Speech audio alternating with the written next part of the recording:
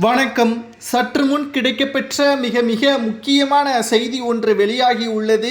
நேற்று ஆதவ் அர்ஜுனா விடுதலை சிறுத்தை கட்சியிலிருந்து முழுமையாக நான் விலகிக் கொள்கிறேன் என்று ராஜினாமா கடிதத்தை திருமாவளவன் அவர்களிடம் கொடுத்துவிட்டார்.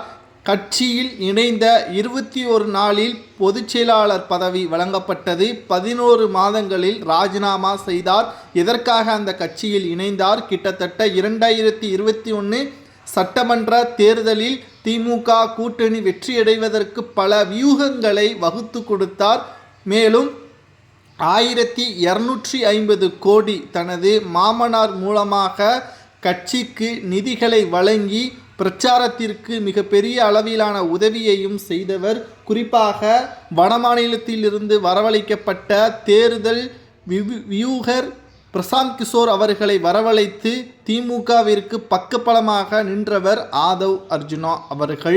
அவர் தற்பொழுது திமுகவின் செயல்பாடுகள் மன்னராட்சி என்றும் தமிழகத்தில் திமுகவின் ஆட்சியை ஒழிக்க வேண்டும் என்றும் சமீபத்தில் நடைபெற்ற அம்பேத்கர் நூல் வெளியீட்டு விழாவில் பேசிய வீடியோ சமூக வலைதளங்களில் வைரலான பரவிய காரணத்தினால் அவரை தற்காலிகமாக 6 மாதத்திற்கு இடைநீக்கம் செய்தார் விடுதலை சிறுத்தை கட்சியின் தலைவர் திருமாவளவன் அவர்கள். இது ஸ்டாலின் அவர்களது அழுத்தத்தின் காரணமாகத்தான் இந்த பதவி நீக்கம், இடைக்கால பதவி நீக்கம் என்பதையும் மறைமுகமாக அனைவரும் அறிந்து கொண்டதே.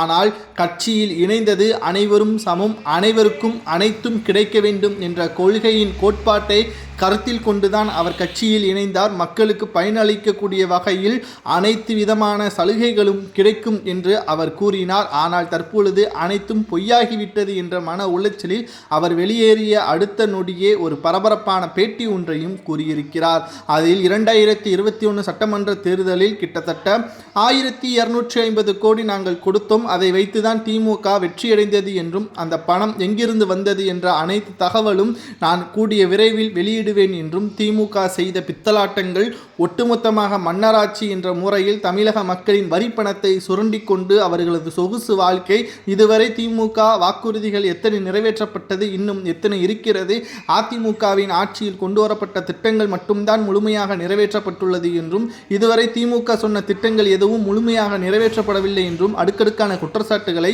முன்வைத்திருக்கிறார் ஆதவ் அர்ஜுனா அவர்கள். இதனால் திராவிட முன்னேற்ற கழகத்திலிருந்து விலகி அதிமுகவில் இணைய உள்ளதாகவும் தற்பொழுது மிகப்பெரிய அளவிலான தகவல் கிடைக்கப்பெற்றுள்ளது.